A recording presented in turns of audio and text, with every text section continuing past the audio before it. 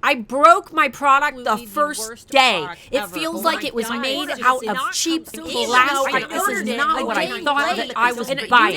I really wish that the seller would have helped me, but I messaged her at 1 o'clock in the morning, and by 2 a.m. she had not even messaged me back. So now I don't know what to do other than leave this review and report her shop to Etsy and try to warn other shoppers not to buy from her ever again because she is the absolute worst.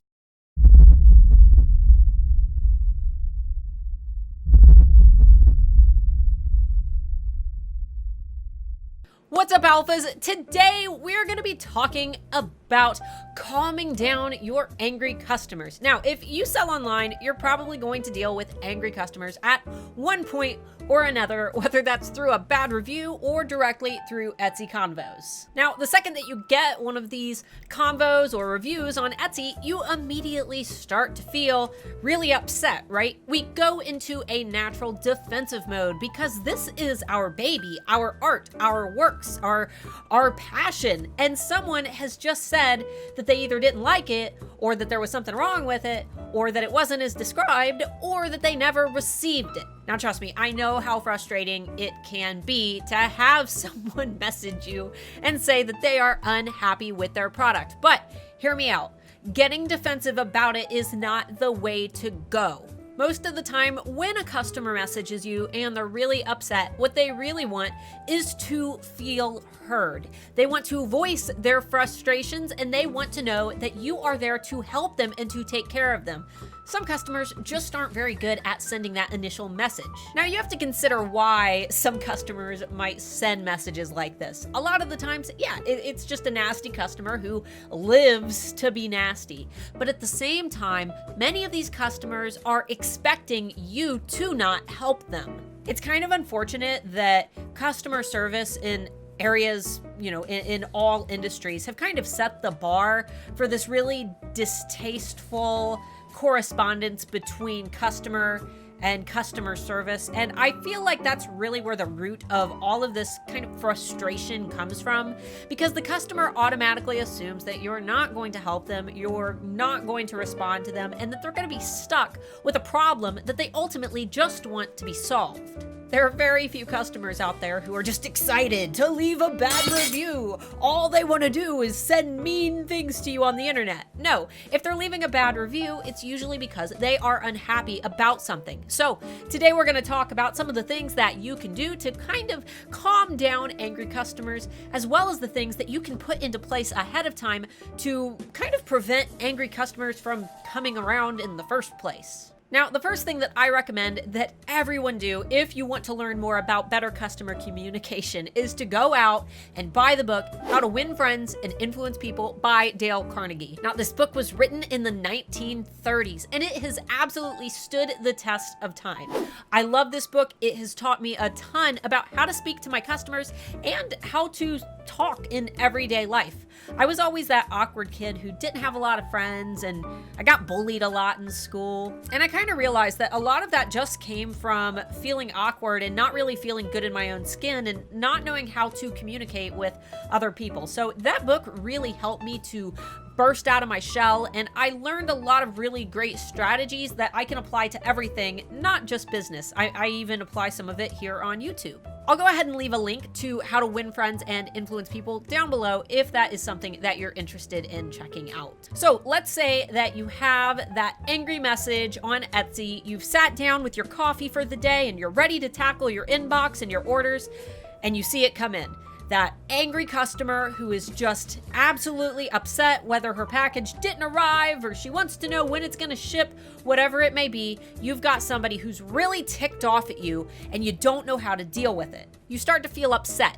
You feel defensive. Maybe you've been doing everything you can to make sure that your customers are happy. Maybe you've been spending every single day packing orders from morning until night, and you're rushing back and forth to the post office, and there's COVID COVID-19 and you have to wear your mask and you have to wait in this big long line and you're terrified that you're gonna catch coronavirus and your kids are freaking out and you have to make sure that dinner is also ready and the dog just crapped on the floor and you're panicking and everything sucks, but the one thing that you are doing, the one thing that you're making sure gets done is you are getting your orders packed and you are sending them out. And then you get that message. Someone is mad that the order that you already shipped has not arrived to them yet, and it's not your fault, it's USPS, and you're having an absolute meltdown. On this occasion, this is where I recommend that you stop, you let that message sit for an hour or two. I know what your gut reaction is. You want to sit down, you want to respond to it as quickly as possible, you want to tell them exactly what you think about them, but the smart thing to do is to sit, to think about it, and to come up with a response that is calm and helpful, which I know is easier said than done. When we act out of emotion, we don't think straight. The emotional side of our brain clouds our judgment, and there's a lot of psychology that goes along with that. But to keep it as simple as possible, the part of your brain that evolved first, we'll just say the center of your brain, is the part that emotions are rooted from, where the rational part of our brain is the outer layer, and that is the part of the brain that evolved later in life. Just like the rings of a tree, whatever is in the center is what is going to be the strongest, because that is the piece of our brain that we've had the longest. So acting out of emotion is naturally just what humans tend to do. On the flip side, your customers are going through the same thing, right? They are acting out of emotion. So the best way to combat this is to give yourself time to let that logical brain kick in and to really think about what you're going to say to them. That way you aren't responding out of emotion and really just setting yourself up for a bad interaction with this customer who's already obviously very upset. In fact, what I recommend doing is after you write out that response, don't send it. Take that response, copy it, and paste it into a message to a friend, a message to your mom, or paste it down in the Handmade Alpha Facebook community. I'll go ahead and link that down below. It's free to join. Come hang out with us. Paste that conversation there and ask someone else to proofread it and say, does this sound okay? Do I sound like I care? Could this be taken the wrong way? How would you feel if this were you? So send it to someone else, let them proofread it, and then see if they have any suggestions to tweak it. And then if it passes the sniff test, then you're free to go ahead and send it to that customer. Because here's the thing, you don't know what this customer is going through right now. In fact, one thing that I always do when I receive a nasty message is I just pretend that my customer's dog just died. Every single time. I always assume that my customer's dog just died. And that's really a good way to more artfully craft your responses to make sure that you don't say anything that could potentially make their bad day even worse. You never know what they're going through.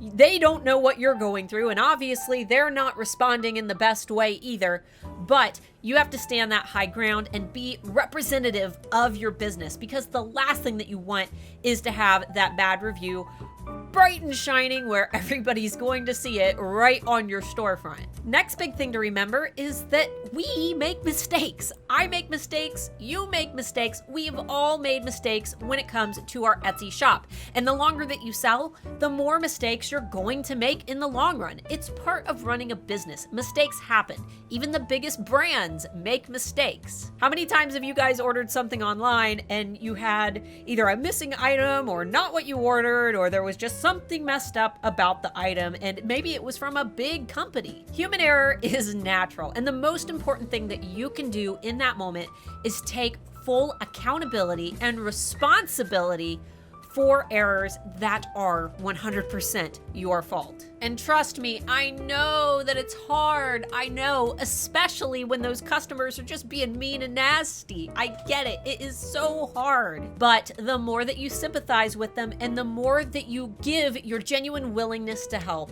the easier it is to diffuse a bad situation. Not to mention, there is a lot that we can learn from making these mistakes.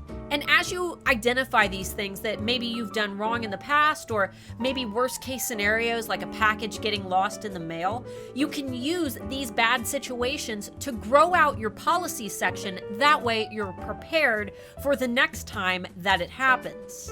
Now, one thing that I recommend doing is actually sit down with a piece of paper and write down a huge list of all of the worst case scenarios that could possibly happen to an item from your shop or to a package that you're shipping. Just think of everything bad that could possibly happen and write it down. You guys could even use the Handmade Alpha Facebook community to kind of toss ideas back and forth with other alphas. But basically, you just want to make this list and then think about all the ways that you could combat these problems. That way, rather than waiting until they happen, you've planned ahead. So when they happen, you know exactly what to do and you have your policies aligned with everything that could potentially happen. Now, I also read somewhere, and I can't remember where, but it's something that I've always done. When I make a genuine mistake in my shop, like maybe someone orders more than one thing and I accidentally only send them one, which happens every once in a while, right? So what I do is I make sure that I apologize at least 3 times in my message in 3 different ways. Now, that doesn't have to be, I'm sorry, I'm sorry, I'm sorry. It doesn't all need to be, I'm sorries, but what you can do is empathize with them, give them a sincere apology, and let them know how you plan to fix it. And then, as you're closing, apologies again. I'm going to take care of this for you. I've never had a customer that's left my shop just so unhappy that they haven't been willing to talk things out with me. I'm always able to diffuse these situations, and this is just one of the things that I personally do. So if it doesn't feel right with you, if you don't feel comfortable giving a bunch of apologies, that's fine, but make sure that you do apologize at least once. You want to take accountability and responsibility when things go wrong. Now, this does not include if a customer is absolutely nasty and what I would consider to be abusive. Abuse on Etsy is not tolerated, and in most workplaces, if you have somebody who gets abusive with you while you're working, you are allowed to not deal with that person. For example, when Mark was working customer service for a few months after he got out of the military, he was allowed to hang up on people who cursed at him or who made insults towards him. No one deserves to be verbally abused by a customer, no matter how badly you mess up. So if that customer is making direct insults at you, cursing at you, or calling you names, that is the point where you need to stop. Don't correspond with that customer anymore and report directly to Etsy. This is why you want to make sure that all of your customer correspondences are taking place on Etsy, because if something like this happens, you want to make sure that Etsy is there to back you up. And a lot of times, some of these bullies are just trying to see how far they can push you until you'll give in and give them something for free. So don't kneel to these people. Don't let them push you into a corner and try to get you to do something that is not in your policies. Stand by the things that you have outlined in your policy section. Stay true to yourself and make sure that if all else fails, you reach out to Etsy for help when dealing with a genuinely nasty customer. Now, I just want to throw out a quick disclaimer to anybody who's new to Etsy or is terrified of customers like this. I've been selling for 9 years, and I have never had a customer who has been that genuinely nasty. I've had people who have messaged me who have never bought from me to tell me that they don't like me for whatever reason, but I've never actually had somebody message me who's ordered from me just to send me a nasty message. So don't worry about that. It doesn't happen very often, and it's usually pretty easy to prevent. So assuming that this customer isn't super nasty, they're just kind of upset and you want to diffuse the situation, what I also like to do is sit down and think, what would you want a seller to do if you were in the same situation? Now, I know it can be really hard to put yourself in their shoes, but just stop and think about it. Think about the last thing that you ordered online, even if it wasn't on Etsy. Think about something that you ordered on Amazon. Think about what would happen if that item just disappeared in the mail. What would you do?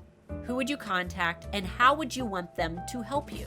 A lot of sellers are quick to say, oh, it's lost in the mail, it's not my fault, I didn't do it, that customer's just gonna have to deal with it.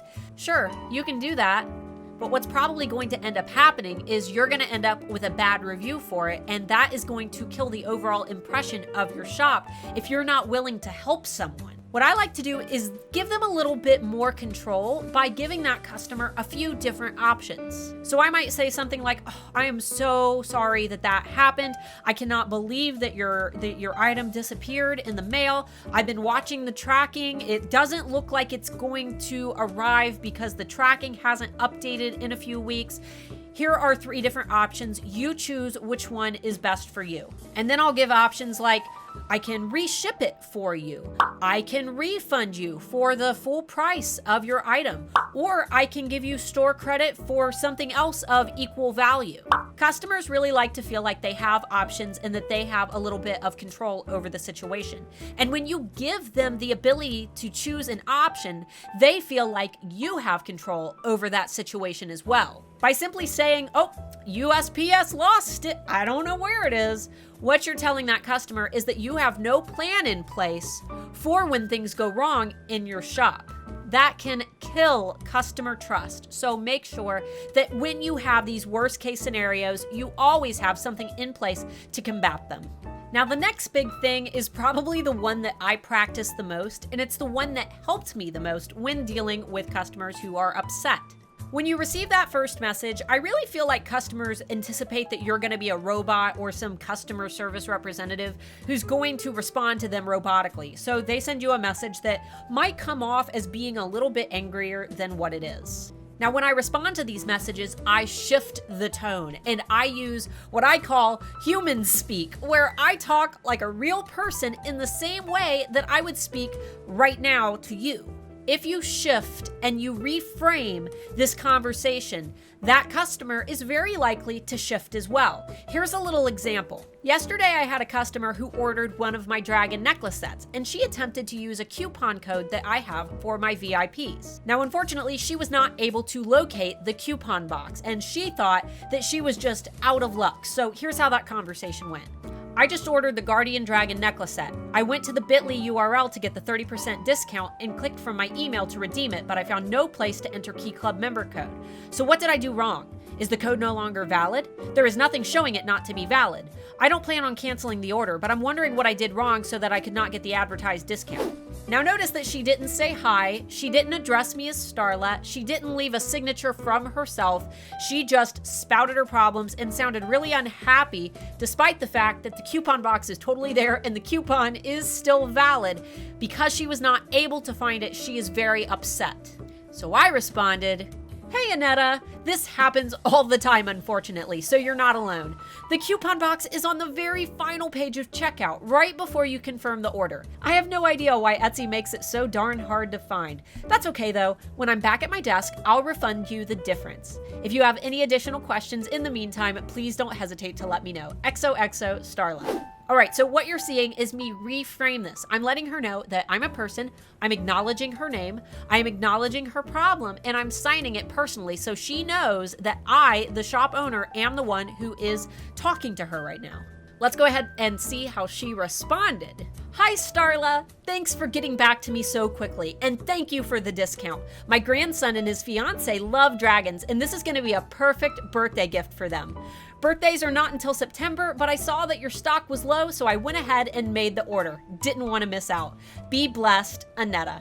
That is how you reframe a conversation. That's how you take a customer who's really concerned or upset or even angry and reframe so that they are talking in the same tone that you're using with them. In most cases, when customers message you and they're upset, what they really want to know is that you're there to help them and that there's going to be a solution to their problem. So make sure that you have an entire list of all the things that could possibly go wrong and how you would fix them. And make sure when dealing with those customers that you're showing them empathy and you're treating them the way that you would want to be treated if you were in the same situation. All right, guys, I hope that you enjoyed this video. If you did, be sure to give it a big thumbs up. Subscribe to my channel if you're new here. And if you are interested in having me coach you personally, my own Handmade Alpha Academy is opening this Sunday. Hello, this is Starla from the future. If you're watching this video in the future, it means Handmade Alpha Academy is open right now. Enrollment link down below. Time travel is rad. Because I want to spend as much time as possible with new students coming into the course, enrollment is only 10 days, so that is June 14th through June 23rd. Plus, if you're on that link, you are going to get a $1,000 enrollment discount and 1 year of eRank Pro, which is my personal favorite Etsy SEO tool. Plus, I am also the head of marketing and PR at eRank, so if you need help with eRank related stuff, I am on the inside and I am there to help you. We have over 500 successful students, plus we have a 30-day, no questions asked, money-back guarantee. So if all that sounds interesting to you and you want to learn more, there's a link down below where you can check out all of the details. Overall though, guys, angry customers are something that all of us have to deal with at one point or another. The most important thing to remember is to keep your cool, treat everyone with love and respect, and make sure that you know exactly what to do when these problems arise. Always plan ahead, guys. Until next time, bye-bye!